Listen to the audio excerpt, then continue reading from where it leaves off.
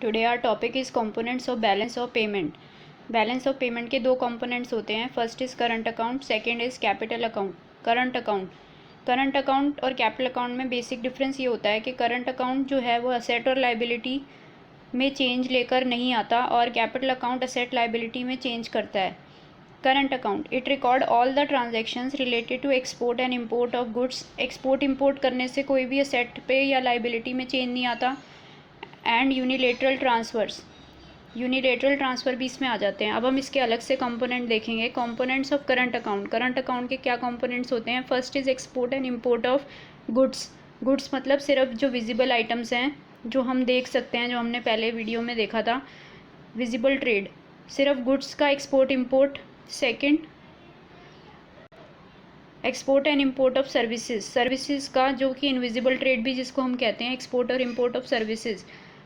फिर थर्ड है unilateral transfers, जो भी वन साइडेड ट्रांजेक्शन्स होती हैं उनको कहते हैं यूनिलेटरल ट्रांसफ़र। जैसे कि किसी को गिफ्ट दे रहे हैं, डोनेशन दे रहे हैं, या रेमिटेंसेज जो रिलेटिव्स को भेज रहे हैं पैसे। अगर कोई फॉरेन में रहता है तो वो रिलेटिव को पैसे भेज रहा है, उसको रेमिटेंसेज कहते हैं। तो जो भी यूनिलेटरल ट्रांसफ़र हैं टू एंड फ्रॉम अब्रॉड, जो भी वन साइडेड ट्रांजेक्शन्स हैं वो इसमें आ जाएंगी। तो इससे भी असेट लाइबिलिटी में कोई चेंज नहीं हो रहा। फिर लास्ट हमारा है income receipts and payments to and from abroad. Income receipts मतलब जो भी हम इन्वेस्टमेंट करते हैं उससे जो हमें इनकम आती है in the form of interest, rent and profit. जैसे हमने किसी को पैसा लोन के लिए दिया तो हमें इंटरेस्ट मिल रहा है, या फिर हमारी कोई प्रॉपर्टी है उस पर रेंट मिल रहा है या प्रॉफिट मिल रहा है। हमारी किसी कंपनी के बदले में हमारी कोई कंपनी है फॉरेन कंट्री में, तो ये सब इन्वेस्टमेंट इनकम आती है इसमें सिर्फ। अब इसमें हम डेबिट क्रेडिट देखेंगे। डेबिट मतलब जो भी आउटफ्लो हो रहा है फॉरेन एक्सचेंज का वो डेबिट में आएगा, और जो भी इनफ्लो हो रहा है फॉरेन एक्सचेंज का वो क्रेडिट में आएगा। तो अब अगर हम इंपोर्ट के लिए पेमेंट करेंगे, क्योंकि हम इंपोर्ट करते हैं तो हमें देना पड़ता है, इन आउटफ्लो होता है फॉरेन एक्सचेंज का, इसलिए ये डेबिट में आएगा, और जो भी एक्सपोर्ट हो रहा है वो क्रेडिट में आएगा। उसके बाद सर्विसेज में भी ऐसे ही है, जो भी पेमेंट कर रहे हैं सर्विसेज के लिए वो डेबिट, और जो भी रिसिप्ट्स मिल रहा है हमें वो सारा क्रेडिट। यूनिलेटरल में अगर पेमेंट कर रहे हैं, गिफ्ट्स डोनेशंस की बाहर दे रहे हैं रेस्ट ऑफ दी वर्ल्ड को, तो डेबिट, और अगर मिल रहा है बाहर से तो क्रेडिट। नेक्स्ट हमारा है बैलेंस ऑन करंट अकाउंट। अब अगर क्रेडिट 10,000 का हो रहा है, यानी कि क्रेडिट आइटम्स जो हैं, जो इनफ्लो हो रहा है वो 10,000 का हो रहा है और आउटफ्लो 8,000 का हो रहा है, तो हमारा नेट बैलेंस कितना बच गया, +200, यानी कि हम सरप्लस में चल रहे हैं। और अगर 10,000 का क्रेडिट है और डेबिट 18,000 का है तो हम डेफिसिट में चल रहे हैं, -8,000। तो net value of credit debit balance is the balance on current account. जो भी हमारा नेट वैल्यू आएगी, चाहे तो वो सरप्लस में भी आ सकती है और डेफिसिट में भी, उसको कहते हैं balance on current account. Current account surplus अभी हमने देख लिया, जब हमारी क्या हो रहा है, इनफ्लो ज़्यादा हो रहा है फॉरेन एक्सचेंज का और आउटफ्लो कम हो रहा है किसके रिस्पेक्ट पे, करंट अकाउंट की आइटम्स में। ऐसे ही डेफिसिट में भी करंट अकाउंट की आइटम्स में अगर क्या हो रहा है, आउटफ्लो ज़्यादा हो रहा है फॉरेन एक्सचेंज का और इनफ्लो कम हो रहा है। Next is capital account. Capital account वो होता है जिसमें असेट और लाइबिलिटी में चेंज होता है। It record all transactions between residents of a country and rest of the world which cause change in asset and liability. Asset और liability में चेंज होता है। कंपोनेंट्स ऑफ कैपिटल अकाउंट, तो हमारा है कंपोनेंट्स ऑफ कैपिटल अकाउंट, इसमें आ जाएगा borrowing and lending to and from abroad. Borrowing and lending to and from abroad में या तो हम बोरो कर रहे हैं या फिर लैंड कर रहे हैं, to and from abroad. Credit items में अगर हम बोरो कर रहे हैं, मतलब क्रेडिट में वो सब आता है जो कि इनफ्लो होता है और डेबिट में जो आउटफ्लो होता है। तो क्रेडिट में बोरोइंग फ्रॉम अब्रॉड, अगर हम बाहर से बोरो कर रहे हैं तो हमारी कंट्री में आ रहा है, इनफ्लो हो रहा है फॉरेन एक्सचेंज का, तो वो क्रेडिट में आएगा। और अगर लैंडिंग कर रहे हैं टू अब्रॉड, मतलब बाहर किसी को लैंड कर रहे हैं, किसी को लोन दे रहे हैं फॉरेनर्स को, तो वो किस में आएगा, डेबिट में, क्योंकि आउटफ्लो हो रहा है। Repayment of loan by foreigners, अगर फॉरेनर्स ने हमसे कोई लोन लिया था और अब वो हमें रीपे कर रहे हैं, तो हमारे को दे रहे हैं वो, तो उसको क्या हो रहा है, इनफ्लो हो रहा है। और repayment of loan to abroad, अगर हमने लोन लिया था और हम रीपे कर रहे हैं तो आउटफ्लो हो रहा है, तो वो डेबिट में आएगा। Next is investment to and from abroad. अगर हमने बाहर इन्वेस्टमेंट की हुई है या फिर फॉरेनर्स ने हमारी कंट्री में इन्वेस्टमेंट की हुई है, टू एंड फ्रॉम अब्रॉड दोनों चीज़ें हो सकती हैं, या तो हमने किया है या उन्होंने इन्वेस्टमेंट किया हुआ है। क्रेडिट में क्या आएगा, investment from abroad as they bring in foreign exchange. अगर फॉरेनर्स हमारी कंट्री में इन्वेस्ट करते हैं तो फॉरेन एक्सचेंज आएगा, तो ये क्या है, credit item. And investment to abroad, अगर हम इन्वेस्टमेंट करते हैं बाहर की कंट्री में, फॉरेन कंट्री में, तो वो डेबिट साइड में आएगा।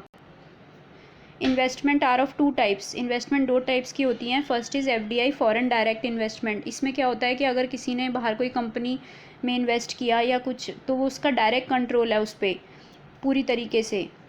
जैसे कि कोई लैंड खरीदा या कोई बिल्डिंग खरीदी, तो वो पूरी तरीके से उसका ओनर है, उसको कहते हैं फॉरेन डायरेक्ट इन्वेस्टमेंट। लेकिन पोर्टफोलियो इन्वेस्टमेंट में उसने कुछ परसेंटेज ऑफ शेयर्स, 10%, 20% शेयर खरीद लिए, तो वो उसका डायरेक्ट कंट्रोल नहीं है उस पर, वो उसका मालिक नहीं बन गया, सिर्फ उसके पास कुछ परसेंटेज ऑफ शेयर्स ही हैं। तो it does not give any direct control over the asset to the investor, जैसे कि शेयर वगैरह जो खरीदते हैं। Next is change in foreign exchange reserves. Foreign exchange reserves जो होते हैं वो एक तरीके का फाइनेंशियल असेट होता है गवर्नमेंट का, जो कि गवर्नमेंट किसके पास रखवाती है, अपनी कंट्री के सेंट्रल बैंक के पास। अब ऐसे ही बैलेंस ऑन करंट अकाउंट की तरह ही बैलेंस ऑन कैपिटल अकाउंट है। जो भी नेट वैल्यू आएगी क्रेडिट और डेबिट करने के बाद, या तो सरप्लस में आएगा या फिर डेफिसिट में आएगा। सरप्लस में कब आएगा, when credit items are more than debit item. जब क्रेडिट आइटम्स ज़्यादा होंगी डेबिट आइटम से, यानी कि इनफ्लो ज़्यादा हो रहा है फॉरेन एक्सचेंज का और आउटफ्लो कम हो रहा है। और डेफिसिट में उल्टा हो जाएगा, when debit items are more than credit items. इसमें क्या हो रहा है, आउटफ्लो ज़्यादा हो रहा है और इनफ्लो ऑफ फॉरेन एक्सचेंज कम हो रहा है। अब हम कुछ क्वेश्चंस डिस्कस करेंगे। इसमें बताना है कि ये वाली आइटम्स करंट अकाउंट में आती हैं या कैपिटल अकाउंट में। First is purchase of shares, तो ये एक तरीके की इन्वेस्टमेंट है, पोर्टफोलियो इन्वेस्टमेंट, तो ये कैपिटल अकाउंट में आएगी। Import of computer spare parts, इसमें इंपोर्ट, गुड्स की इंपोर्ट कर रहे हैं तो वो करंट अकाउंट में आएगा। Borrowing from World Bank, borrow कर रहे हैं तो हमारी लाइबिलिटी क्रिएट हो रही है, तो ये किस में आएगा, capital account. Repayment of loan भी किस में आएगा, capital account. Gifts, unilateral transfer हो गए गिफ्ट्स, तो ये किस में आएगा, current account. Purchase of land, land purchase कर रहे हैं तो असेट क्रिएट हो रही है, तो ये कैपिटल अकाउंट में आएगा। शिपिंग सर्विस, ये सर्विस है तो ये किस में आएगा, करंट अकाउंट। अब ये कुछ क्वेश्चंस है, इसमें दो चीज़ें बतानी है, ये क्रेडिट में आता है या डेबिट में, और करंट में आता है या कैपिटल में। First is investment from abroad, transfer of funds to relative abroad and import of machinery. तो इसमें फर्स्ट का आंसर क्या है, इन्वेस्टमेंट फ्रॉम अब्रॉड।